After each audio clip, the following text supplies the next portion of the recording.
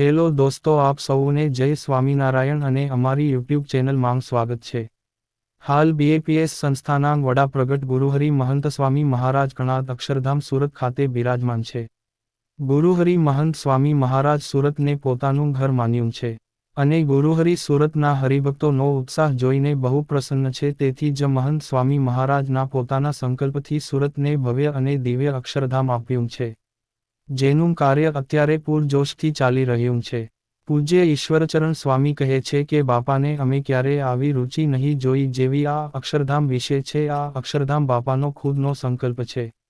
ગુરુહરિ મહંત સ્વામી મહારાજે આ કનાદ અક્ષરધામ મંદિરની ઊંચાઈ 176 ફૂટ કરવાની કીધી છે, જે હાલ અયોધ્યા રામ મંદિર કરતાં પણ 15 ફૂટ ઊંચી છે અને ગુજરાતનું સૌથી ઊંચું અને સૌથી મોટું મંદિર હશે। આપને સૌને એમ થાય કે કેમ મહંત સ્વામી મહારાજને સુરતના હરિભક્તો પ્રત્યે કેમ આવી રુચિ છે। હોય જ ને કેમ ન હોય, કારણ કે મહંત સ્વામી મહારાજની પ્રાત કાળે પૂજા દર્શન માંગ 20,000 થી 25,000 જેટલા હરિભક્તો 4 વાગ્યા માંગ આવીને બેસી જાય છે અને મહંત સ્વામી મહારાજની હાજરી માંગ કોઈ પણ ઉત્સવ સભા હોય કે રવિ સભા હોય 35,000 થી 50,000 હરિભક્તો દર્શન માટે પહોંચી જાય છે। ત્યારે શનિવાર તારીખ 6 જાન્યુઆરી 2024ના રોજ ગુરુહરિ મહંત સ્વામી મહારાજ સુરતના હરિભક્તોને સમીપ દર્શનનો લાભ આપવા માટે પધાર્યા હતા। આ સભા કંઈક વિશેષ હતી, કારણ કે હરિભક્તોની વચ્ચે ગુરુહરિ મહંત સ્વામી મહારાજ દર્શન દેવા પધારવાના હતા અને આ સમીપ દર્શન આપવા એ પણ બાપાની જ રુચિ હતી।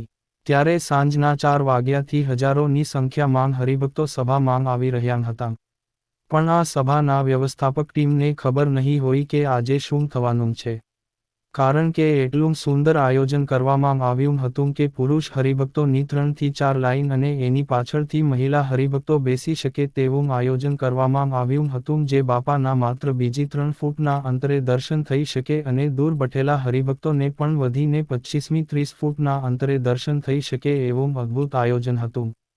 પણ જેમ જેમ ઘડિયાળનો કાંટો આગળ વધતો ગયો તેમ તેમ હરિભક્તોનો ધોધમાર પ્રવાહ વધતો ગયો। સાંજના 6 વાગ્યા ત્યાં તો અક્ષરધામના ખુલ્લા મેદાનમાં જેટલી બેસવાની વ્યવસ્થા હતી તે સંપૂર્ણ ભરાઈ ગઈ। જ્યાં પુરુષ હરિભક્તોની 3 થી 4 લાઈન બેસવાની હતી, ત્યાં 8મી 9 લાઈનમાં હરિભક્તો બેઠા હતા। આ જ જોઈ શકાય કે બીએપીએસના હરિભક્તોને મહંત સ્વામી પ્રત્યે કેવું આકર્ષણ હશે।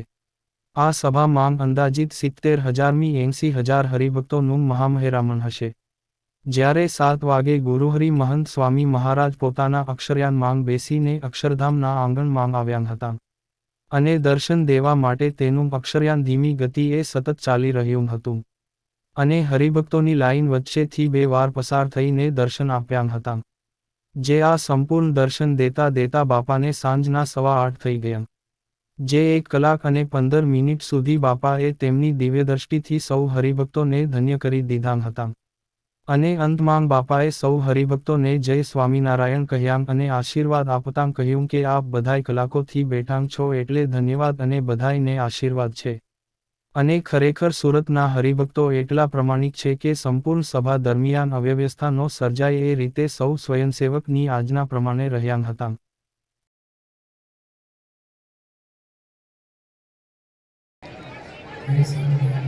જય સ્વામિનારાયણ। પરમ પૂજ્ય સ્વામી શ્રી આપણને સૌને